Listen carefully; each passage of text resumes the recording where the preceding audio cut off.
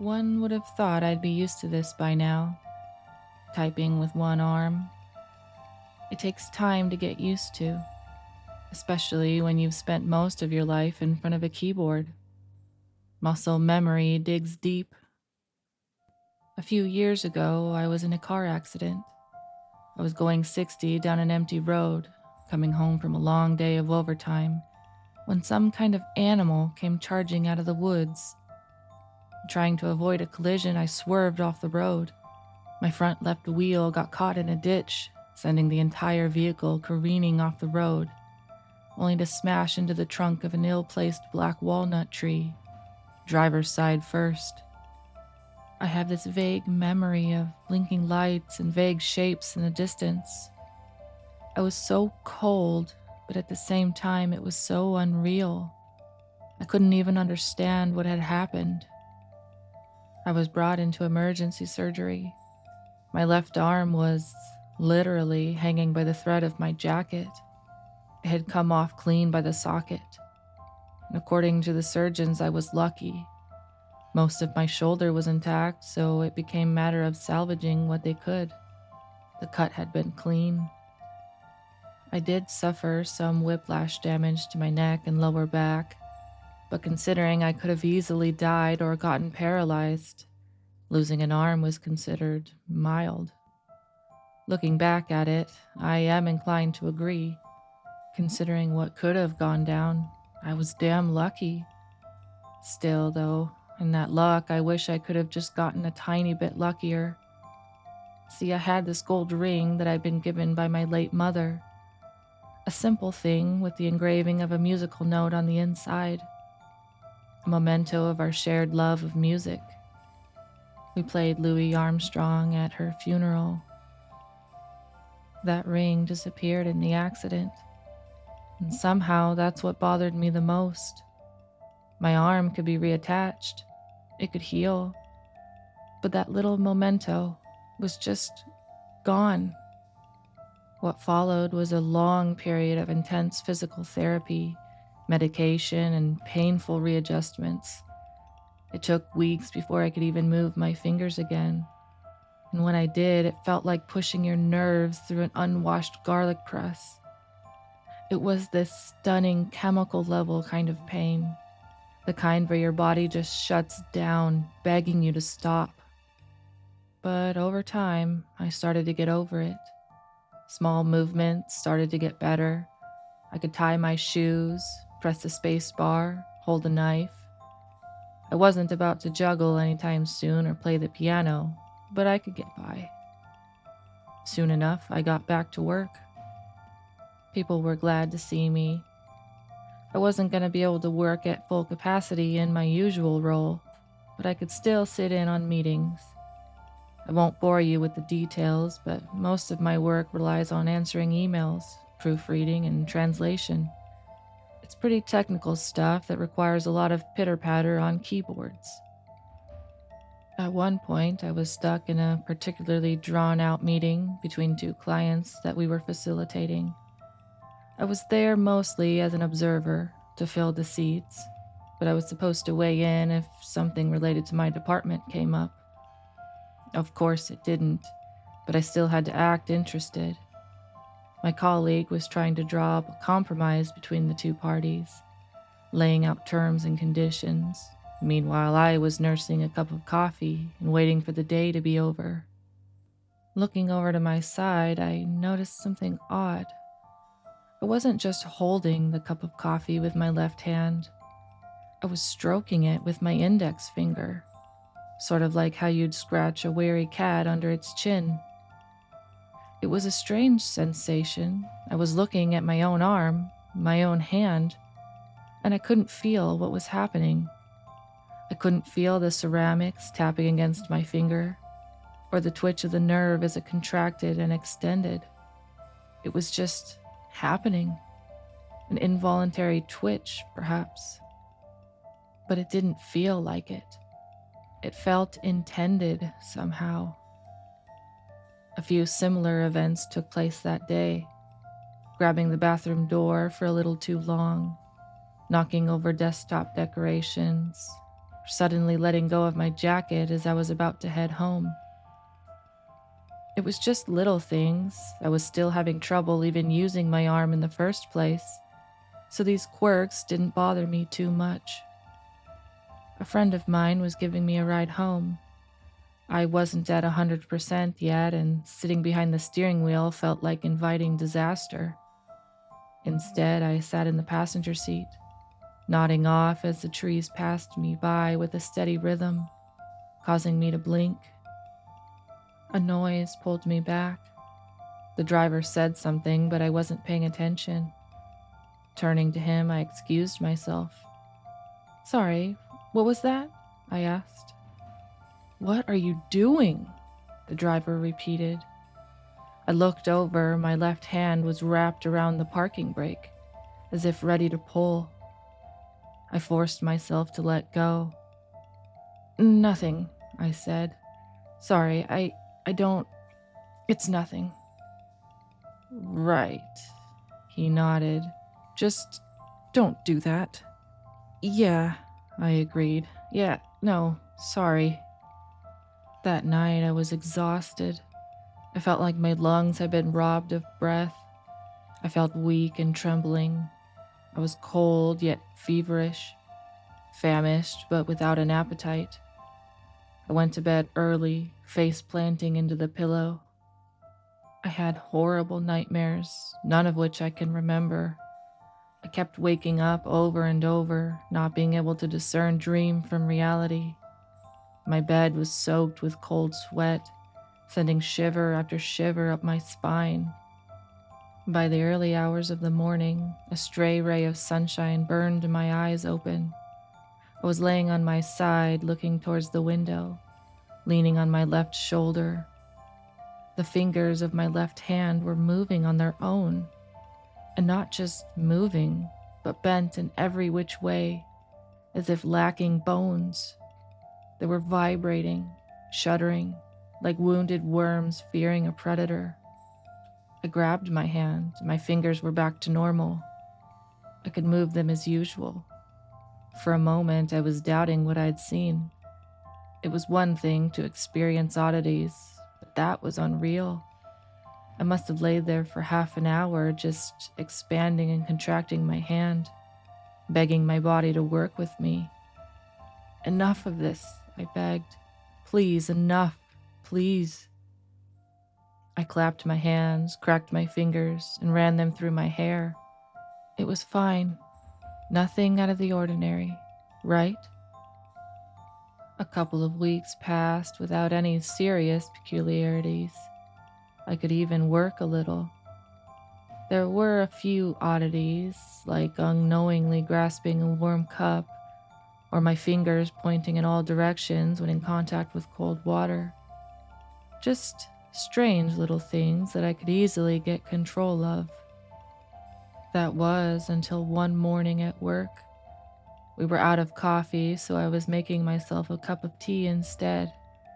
As the water came to a boiling point, I accidentally spilled some on my arm. The reaction was immediate. My arm whipped out to the side, throwing the pot across the room.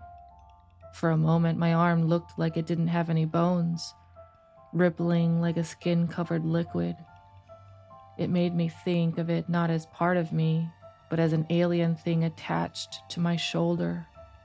And for a brief moment, in the blink of a heartbeat, I could see my fingers grow and shrink, fingernails throbbing like a cat throwing up a hairball.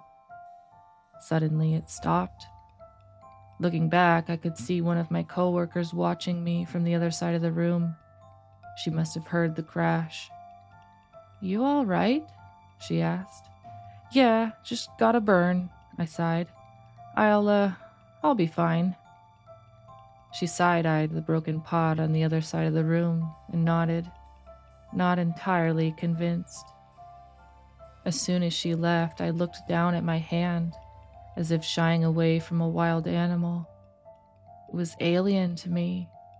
It was something other. A twitch was one thing, but this was downright unnatural. Coming home that night, I had a weekend ahead of me.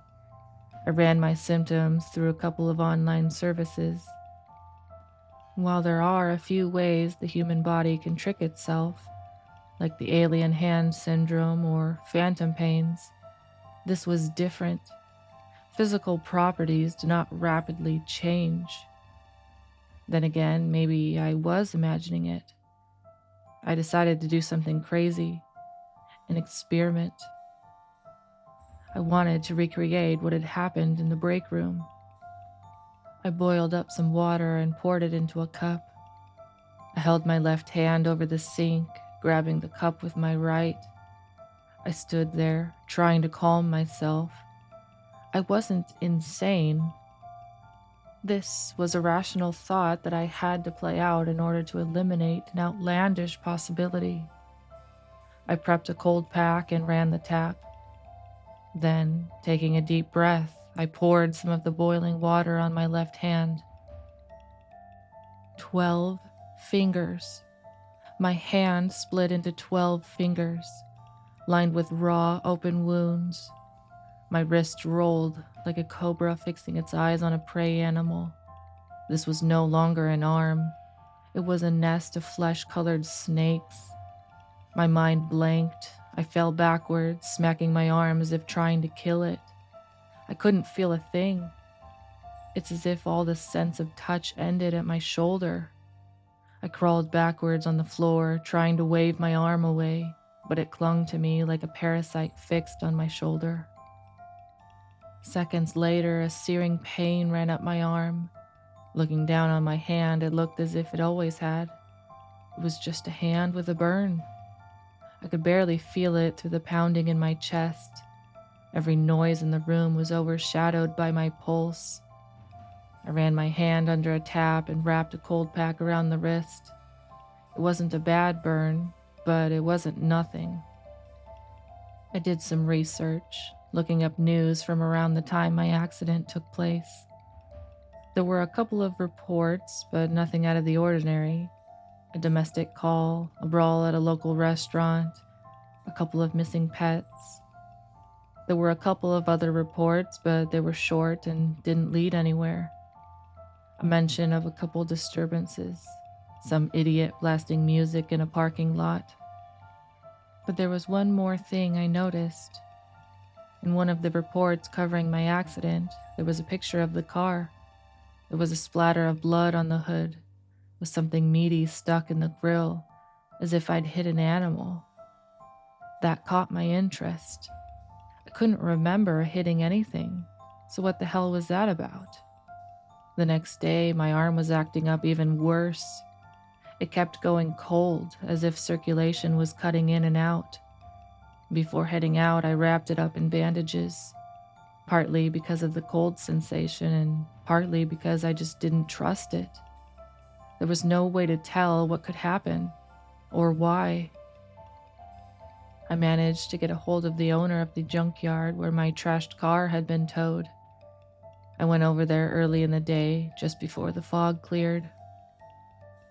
Now, this was long after the car had been crushed and stored, but it was the only lead I had. An older woman greeted me at the gates, letting me in. We had a short chat about the accident, and she showed me around, ending up at a stack of metal that could hardly be recognized as anything. The only thing to even hint at my car being in that pile was a thin slice of colored metal from one of the doors. I dug around there for about 20 minutes, all while being observed by this old woman. "Yeah, won't find much," she said. "If the police didn't get it, the insurance folks did." "Been a lot of people digging around?" "No, not a lot, no," she said, shaking her head. "But you ain't the first." And she was right. There wasn't a drop of blood, or bone, or anything. It was just scrap metal and a pile of even more scrap metal. I was wasting my time. But as I was about to leave, I noticed something. I hadn't thought about it, but I could see the old woman was wearing a ring. It looked like a wedding ring at first, but she was wearing it on the wrong finger. I pointed to it. "You found that?" What about it? She asked. It's got a tune engraved on the inside, right? Like a music note. There was no response. She just looked at me and sighed. Turns out I was right, and she gave it back. She'd found it near the hood of the car the night they brought it in. Grabbing it was just a spur of the moment thing, and since no one had come asking for it, she'd kept it. I was a bit annoyed, but mostly relieved that I got it back. But the question remained, how had it ended up at the hood of the car? There was all kinds of junk just hanging here, she said. Figured it was an animal. And you're sure that's where you found it? Sure as sure can be. Yeah. I stood there for a moment, feeling an uncomfortable thought forming in the back of my head. There was no way for that ring to go from my broken arm on the driver's side to a pile of meat stuck in the grill of the car. But the proof of it had been in front of me all along. I had worn that ring for 12 years. There was a permanent indent on my finger. Looking down at my left hand, there was no such indent. This wasn't my arm. As soon as that thought settled in my mind, I could feel the arm twist and turn. Hadn't it been for the bandages, there's no way to tell what it would have done. It squirmed and pulled against me, thrashing like a dying fish on land. The old woman just looked at me.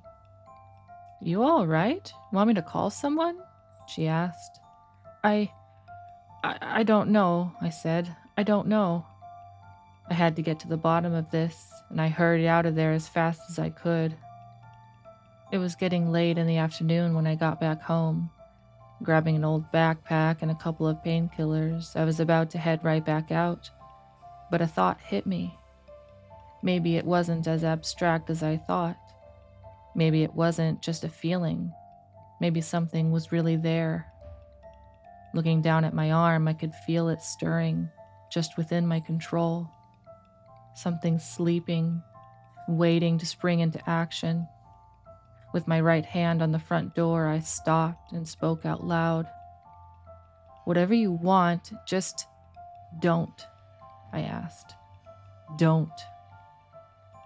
There was no response, no stirring. On a spur-of-the-moment whim, I packed one more thing into my backpack, just in case. A Hail Mary. Making my way to the scene of the accident, it was impossible to tell anything had ever happened there. I could barely even make out the place where I swerved, or where my wheel got caught in the ditch.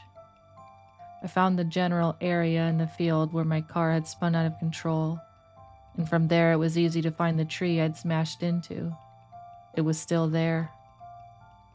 I spent hours going over it all, following the path the car had taken, starting from that tree and working my way back.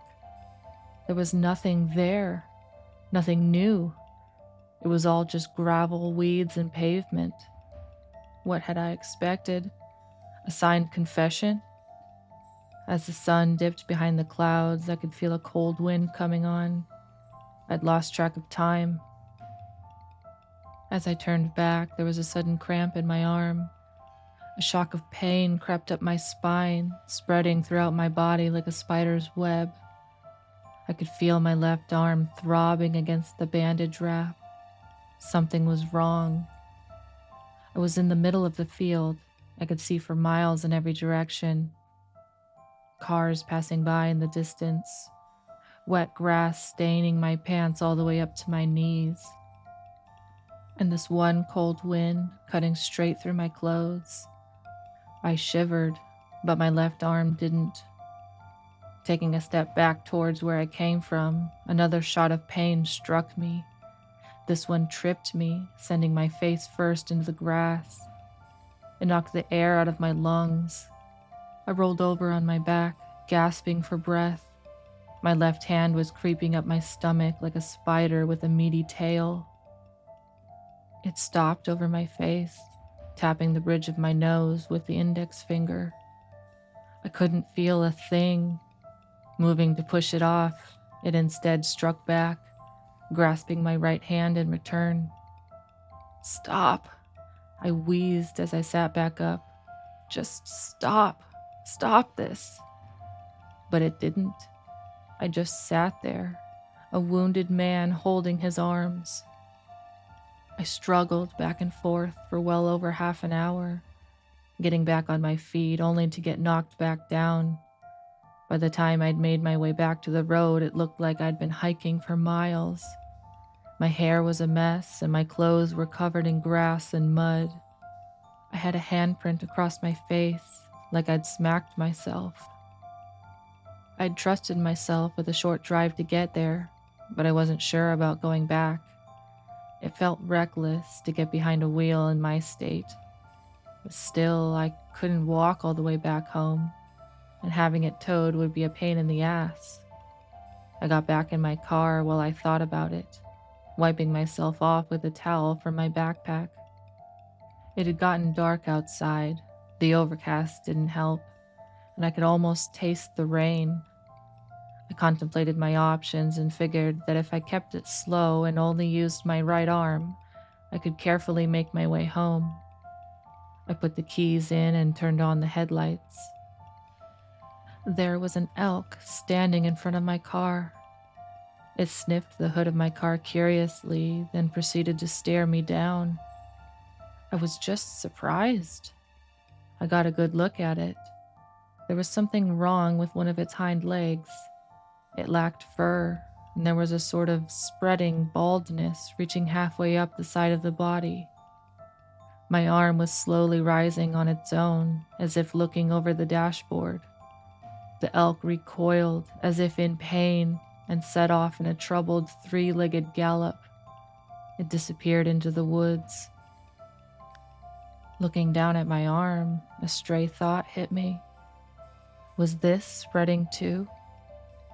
I painstakingly made my way back home.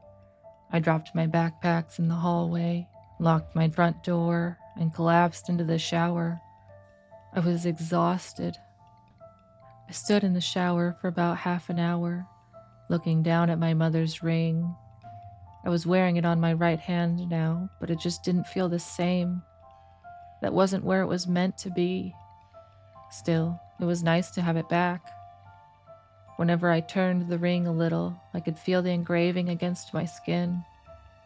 It was a little gesture I did when I was anxious, as a reminder that it was still there. I got dressed and ready for a slow evening at home without any further drama. My arm wasn't acting up, but as I passed through the hallway, something didn't feel right. At first, I couldn't say what it was. Maybe the hum of an old lamp or some air duct acting up. I wasn't sure, but it was something. It had to be. I stepped up to the front door. There used to be a light coming from the hallway outside. That light was always on, and there should be a little light coming through the peephole. But there wasn't. Had a fuse blown? I had a closer look. There was someone just outside my door. A click. My left hand had unlocked the door. The door flung open, knocking me back. A tall silhouette, close to 7 feet tall, pushed its way into my apartment. It was dressed in a sort of black poncho, covering its face with layers of bandages. A single frog-like eye stared me down as it pushed forward. I scrambled backwards on the floor. It was fast, damn fast. It stepped forward and reached for one of my legs, but I managed to pull away in time. I got back on my feet, barely managing to pull my left arm along. It was trying to grab a hold of something, as if to slow me down. In a spur-of-the-moment decision, I grabbed a lamp from the windowsill, throwing it across the room. The intruder ducked, then came at me again.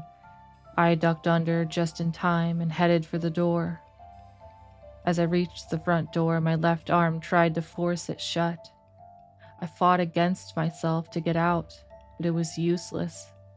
The door was shut and locked, and my left hand refused to budge. The 7-foot-tall shape came around the corner, slowly approaching. I had to think of something, anything. My backpack, it was right there. I had packed a couple of things earlier: a towel, some bandages, painkillers, and a water bottle. But I had also packed some lighter fluid.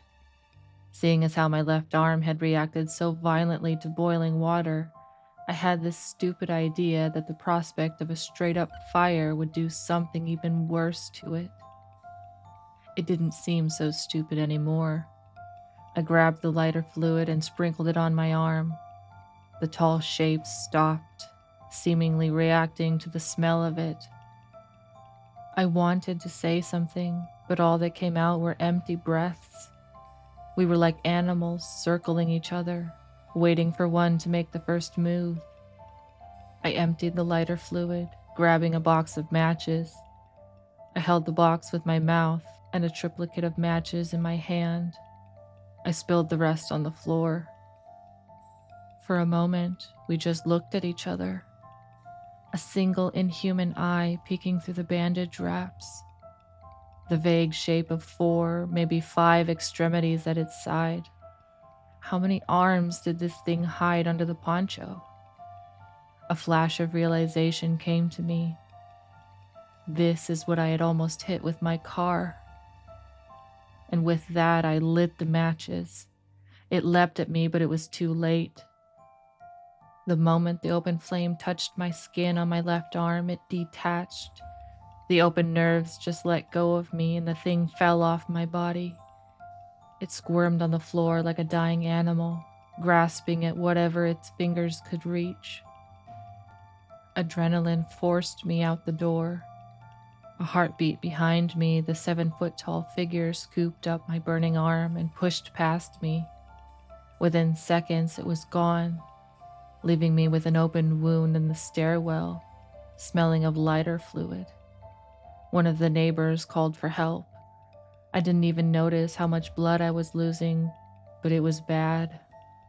They sent me back into emergency surgery, this time without an arm to reattach. It was deemed that the wound was self-inflicted, a result of some stress-induced psychosis. I wanted to agree, but I saw what I saw. I've been trying to convince myself otherwise, but I lived this. This wasn't any other life but mine. I've since learned to live with the full prosthetic. It's not much, but I can trust it, and I can wear my mother's ring in the way it's supposed to be. It's starting to make an indent on the synthetic skin. I don't like to think about what would have happened if I'd let that thing stay on. But just a couple of weeks ago, I got an answer. I was stuck in traffic, looking out over the fields, when I saw a group of elks in the distance. One of them had no fur, none at all.